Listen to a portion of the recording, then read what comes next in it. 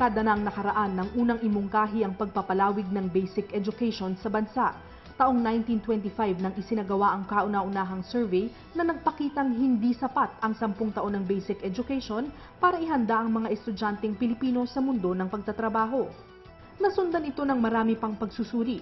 Ang pinakahuli ay isinagawa ng Presidential Task Force on Education noong 2008 kung saan ipinakita kung paano nahuhuli ang sistema ng edukasyon sa Pilipinas kumpara sa ibang bansa. Ito ay kinumpirma ng mababang performance ng mga estudyanteng Pilipino sa national at international tests. Noong 2009, 69.21% ang passing rate ng mga grade 6 students sa National Achievement Test.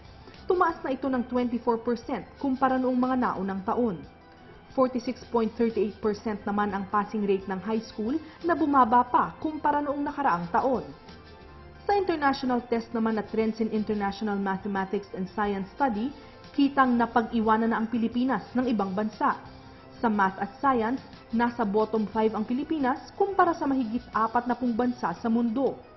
Maging ang Science High School sa bansa ay panghuli sa Advanced Mathematics category. Sa kasalukuyan, ang Pilipinas ay isa na lamang sa 3 bansa sa buong mundo at ang natatanging bansa sa Asia na may 10 taon lamang sa basic education. Dahil dito, hirap makipagsabayan ng ating graduates sa mga estudyanteng nagtapos sa ibang bansa, kung kaya hindi rin kaagad sila kinikilalang mga profesional. Kung kulang na kulang sa preparasyon ng ating mga mag-aaral, ano ang mangyayari sa kanila sa pagtatapos ng high school? Hindi sila handa para sa kolehiyo at lalong hindi handa para magtrabaho. Yan ang nararanasan ng mga graduates ng kasalukuyang 10-year basic education. Gusto po makatapos ng high school para po matulong po ako sa mga magulang ko. Dahil sa hirap po ng buhay ngayon, kailangan po mag-aral ng mabuti upang mataguyod ko pong ang aming pamilya. Gusto ko po makatapos ng pag-aaral para po matulungan ko rin ng mga kapatid ko sa magulang ko po. Kasi gusto ko po makahanap ng maayos na trabaho. Ang pamahalaan ni Pangulong Noynoy Aquino ay nanalo sa plataporma ng malawakang pagbabago. Bahagi ng pagbabagong ito ang pagsusulong ng karagdagang 2 taon sa basic education o ang K+12 Enhanced Basic Education Program. Ang ating gagawin dyan ay uumpisa natin ito sa pinakabata, dun sa 5-year-olds. At ang gusto nating mangyari ay lahat sila ay makapasok sa kindergarten.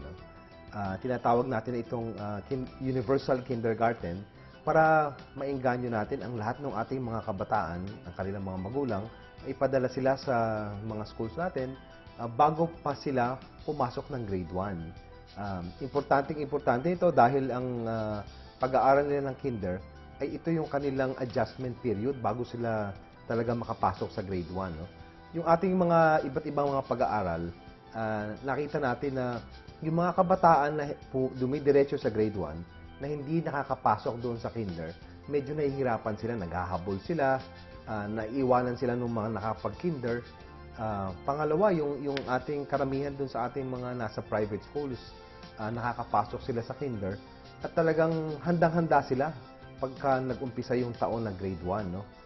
Sa palagay ko, ito'y importante para mabigyan natin ng pagkakataon yung ating mga kabataan sa public schools na magkaroon din ng kapareho na antas para naman sila ay handa rin para doon sa mga gagawin nila sa grade 1.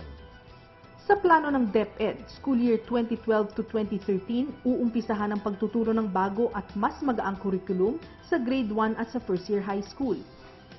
Ibig sabihin, sila ang unang batch ng high school na makikinabang sa libreng karagdagang 2 taon ng K+12. Taong 2018, unang magkakaroon ng graduates ng senior high school sa bansa. Sa palagay ko, ang pangarap ng bawat magulang ay ang kanyang anak ay ipapag-aralin ko para magkaroon ng trabaho, maging handa para sa buhay, at kung magkakaroon ng pamilya, ay handa rin siya na sumabak doon sa larangan ng mga hamon ng isang padre de pamilya o ina ng tahanan. No? Pag titingnan natin, ang nangyayari sa Pilipinas, yun lamang yung mga nakakapasok, nakakatungtong sa kolehiyo at nakakapagtapos ng kolehiyo ang nagkakaroon ng magandang mga trabaho. No? Nagtatanong ako doon sa ating mga kasama sa industriya at sinasabi nila na sa kanilang mga HR departments ay ang kanilang requirement ay college graduate, no? Minsan, yung ating mga high school graduates pag mag-a-apply kahit magagaling sila, ay hindi man lamang pinapansin. At ang tingin nga napakababa naman ng ating high school diploma, no? High school lang ang tawag nila, no? Sa palagay ko, alam mo, karamihan ng ating mamamayang Pilipino ay hindi nakakatuntong sa kolehiyo. At kung ito'y ating talagang titingnan, sa palagay ko kailangan nating bigyan ng oportunidad ang lahat ng ng ating mga kababayan. Kung hindi man sila makapasok at makatuntong sa kolehiyo, ay sana naman yung kanilang edukasyon ay sapat para magkaroon man lamang sila ng isang maganda at respektable na trabaho, no? Kaya ang sabi ko, kung ating titingnan yung ating ngayong mga taon na pinaghihintayan ng ating mga magulang para magkaroon ng maayos na trabaho yung kanilang mga anak, ay ito'y 10 taon sa basic education at 4 na taon usually sa college, no? So, ang total niyan ay 14 na taon. Pero ang ating pangarap ay sana'y sa loob ng 12 taon ng basic education na ito naman ay magiging libre dahil nga ito ay dun sa public schools, ay sana'y magkaroon ng pagkakataon ng ating mga anak na magkaroon sila naman ng trabaho. Kung sila ay makatapos ng high school, 12 years, sana maibigay nila ang kanilang diploma sa mga business establishments, sa BPOs, call centers, o kaya ay lumikha ng kanilang sariling small business at sila ay sana ay matanggap ng lipunan bilang mayroong sapat na kaalaman tungkol dito sa mga iba't ibang mga specializations na kanilang gagawin, no? Kung titingnan ko, sa palagay ko, ito nga ay -2 dahil hindi mo kailangang magtapos ng kolehiyo para magkaroon ng trabaho at maging handa para sa buhay, no? Matapos suriin ang iba't ibang modelo na pinag-aralan ng DepEd, napagkasunduan na idagdag ang 2 taon pagkatapos ng kasulukuyang 4th year high school. Ibig sabihin, 1 taon sa kindergarten, 6 na taon sa elementary, 4 na taon sa junior high school at 2 taon sa senior high school. 3 diploma rin ang matatanggap ng bawat estudyante na makakatapos ng K+12. Sa palagay ko, mas maganda kung mas marami tayong maiengganyo na tapusin na yung 2 taon na yon para magkaroon sila ng kompletong diploma ng kabuuan noong basic education at makakapag-presenta sila sa kanilang mga boss ng isang sapat na kaalaman tungkol sa mga pinapasukan nila na trabaho, no? Ito yung gusto nating mangyari na sana sa bawat division o bawat region, meron tayong mga specialized high schools, no? Meron tayong ilan yan na kasalukuyan ay ginagawa natin pero yung 4 na taon lamang. Pero halimbawa, meron tayong high school for the arts, no? At kung dadagdagan natin ito ng 2 taon, yung ating mga painters, musicians, singers, dancers, pwede silang magkaroon ng additional pa na competency, no? Para magamit naman nila yung kanilang kaalaman at kanilang talento para magkaroon sila ng isang maayos na buhay, no?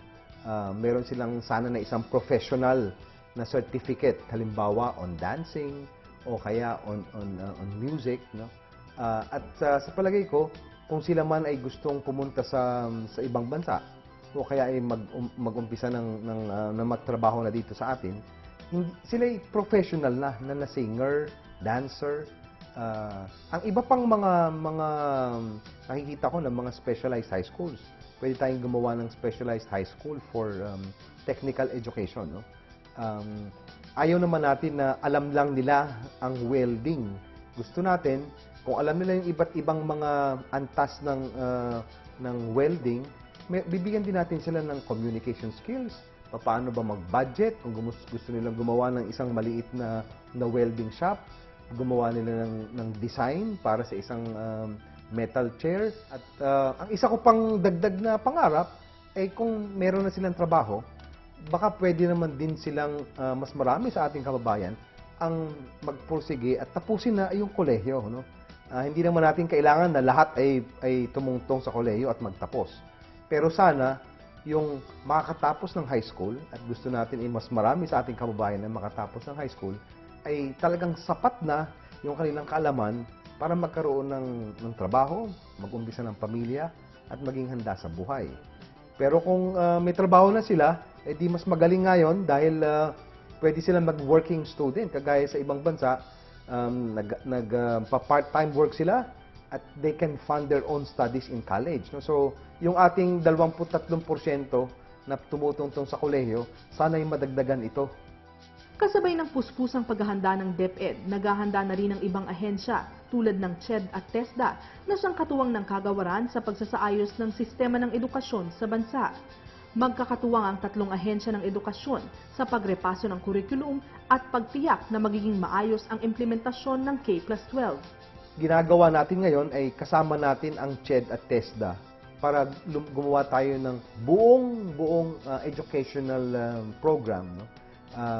Merong na pwedeng yung mga kasama dito yung mga technical skills, kasama rin dito yung mga pupunta sa kolehiyo dahil kailangan natin ng ilan sa ating mga kababayan na maging researchers, professionals, faculty na pupunta sa tertiary level, no? Ito na yung mga pupunta at magiging mga engineers, mga economists, at saka iba't ibang mga antas na pangkolehiyo, no? Ang kailangan talaga natin ay siguraduhin na kung anong gagawin natin sa basic education, dahil kahit anong gawin natin dito, palaging magkakaroon ito ng consequence doon sa tertiary education, no? Kaya kasama natin dito ang CHED at saka yung TESDA, no? Pero alam mo, pinag-uusapan namin ito ng matagal at ang tanong sa akin marami nga tayong napapatapos at napapagraduate. Kung wala naman trabaho. Kaya yung Department of Labor ay talagang nakikipag-ugnayan tayo ng mas malapit ngayon dahil kailangang sabihin sa atin at bigyan tayo ng tulong ng Department of Labor para malaman natin sa isang probinsya, sa isang lokalidad, ano ba yung mga trabaho na available? Ano ba yung mga bagong industriya na itatayo 2-3 years from now, no? Dahil yung ating educational program ay pwede naman natin itong itutok doon sa mga pangangailangan ng industriya, no? At tama yan na kailangan na hindi yung ating edukasyon ay nakatutok lamang sa libro, no? Kailangan ang hinahalap naman ng ating mga magulang ay magkaroon ng trabaho ang kanilang anak. Pero kung may training, wala namang opportunity for work, mahihirapan nga. Kaya ang gagawin natin, imbis na magte-train tayo, tapos maghanap ng trabaho pagkatapos, ang kailangan nating pakikipag-ugnayan sa Department of Labor, hanapin natin at alamin natin ano yung bubuksan ng mga industriya sa region na ito, sa city na ito, at planuhin natin na yung edukasyon natin, yung specialized high schools, lalong-lalo na ating itatayo, ay nakatutok doon sa mga opportunities for work. No? Maliban sa mga ahensya ng pamahalaan, nakikipag-ugnayan din ng DepEd sa sektor ng empleyo. Kamakailan lamang, pumirma ng kasunduan ng DepEd at ang 14 sa pinakamalalaking employers ng bansa, kasama ang mga foreign chambers, upang tiyakin sa DepEd na tatanggapin nila ang graduates ng K+12. Bago pa man maupo sa pwesto si Pangulong Noynoy Aquino, inilahad na nito ang kanyang 10-point education agenda. At ito rin ngayon ang gabay ng DepEd sa susunod na 6 na taon. Ang K+12 ay isa lamang sa 10 nakalista at bilang paghahanda sa pagpapatubad nito, sinisimulan na ang pagpapatayo ng mga karagdagang classrooms. Una, para matugunan ang pangangailangan para sa Universal Kindergarten ngayong 2011 at pinaghahandaan na rin ang mga kakailanganing pasilidad para sa senior high school na magsisimula sa 2016. Maliban sa patuloy na makikipag-ugnayan sa iba't ibang ahensya ng pamahalaan, umaasa rin ang DepEd sa suporta ng pribadong sektor, ang palaging katuwang ng kagawaran sa pagtugon sa mga kakulangan ng sektor ng pampublikong edukasyon sa bansa.